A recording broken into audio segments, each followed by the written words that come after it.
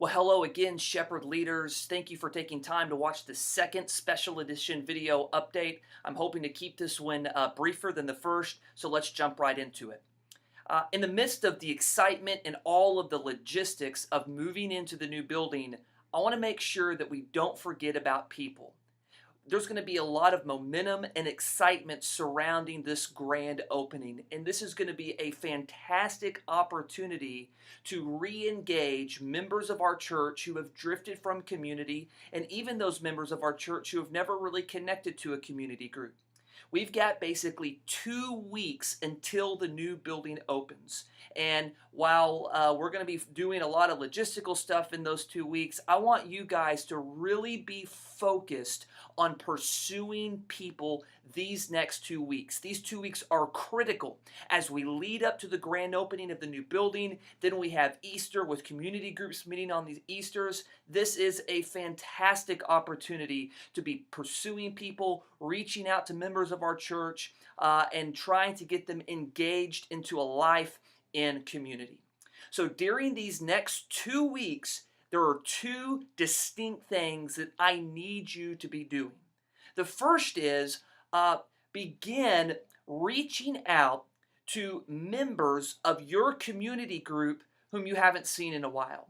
Take a look at your community group connected class roster and identify people on that roster who used to be really connected and engaged in your community group, but you haven't seen them in a while. Maybe it was the move down to the high school or taking last summer off or just other circumstances. Those whom have drifted from community, and take these 2 weeks and reach out to them.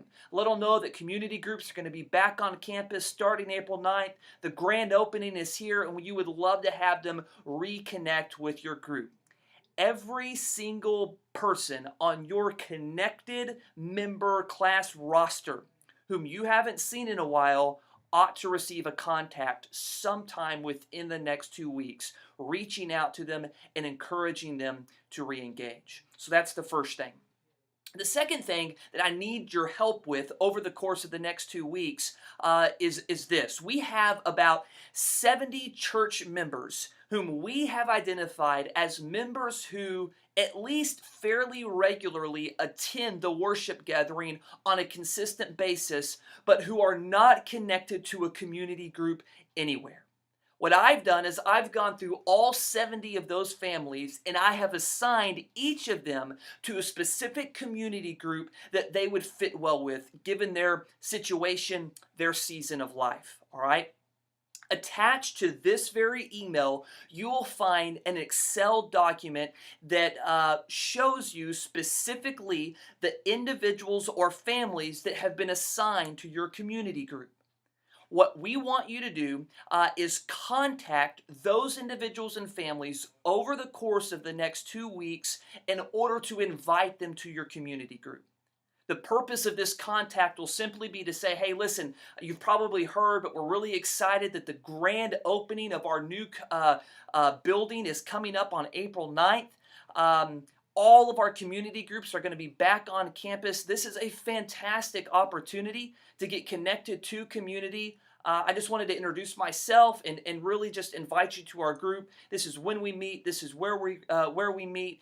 This is kind of what we do. Here's the makeup of our group. We would love to have you join with us. It's basically a personal invitation for these members of our church family who aren't connected to a community group to get connected in a season with the opening of the new building and bringing all groups back on campus, in a season when they maybe are more likely to get connected.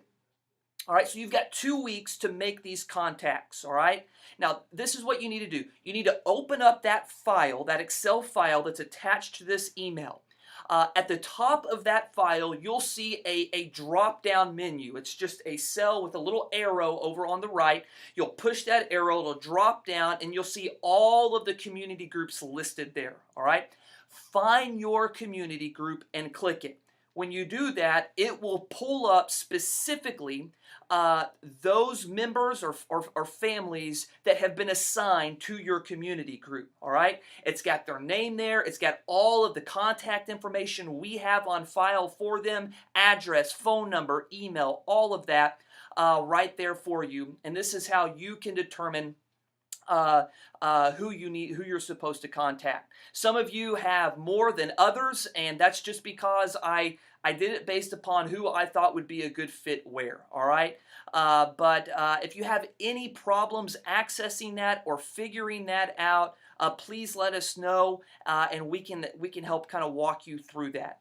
But what we're asking you to do is, after you make the contact assignments, please communicate that to Enoch. All right, E. Chan at MBBC Irving. You can communicate that to him by simply emailing him that, hey, we've made our contacts.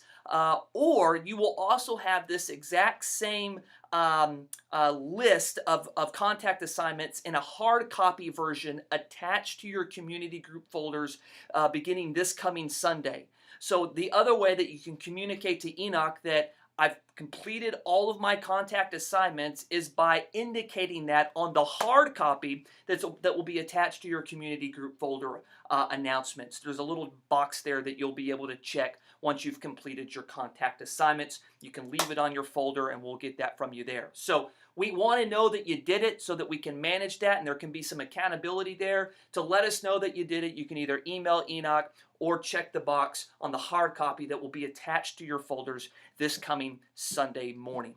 The deadline to make these contacts is Saturday, April 8th. All right, that's a little over 2 weeks from today. Saturday, April 8th, that's the day before the grand opening. That's the deadline because the whole goal of these contacts is to encourage people to use the grand opening as an opportunity to re-engage with a community group. All right, so please have those done by April 8th. All right. My last encouragement for you would be just don't do these yourselves.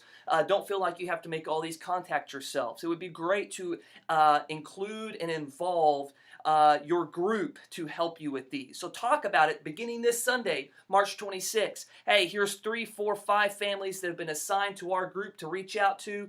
Does anybody know any of these people who would be willing to kind of reach out to some of these people? Involve your entire group so that it's not all coming back on you. If you have any problems, any questions, any concerns, any thoughts, or any of that, please let me know. Give me a call, shoot me an email, and we'll talk it through. Guys, be diligent with this. I can't express how important this is, that over the course of these next 2 weeks, in the midst of all the excitement of the new building, that we are faithful, focused, and vigilant in pursuing people, and specifically members of our church who have drifted from community or who have never connected to community, and you as a shepherd leader play a vital role in that. Guys, thank you so much, and we'll see you Sunday morning. Bye-bye.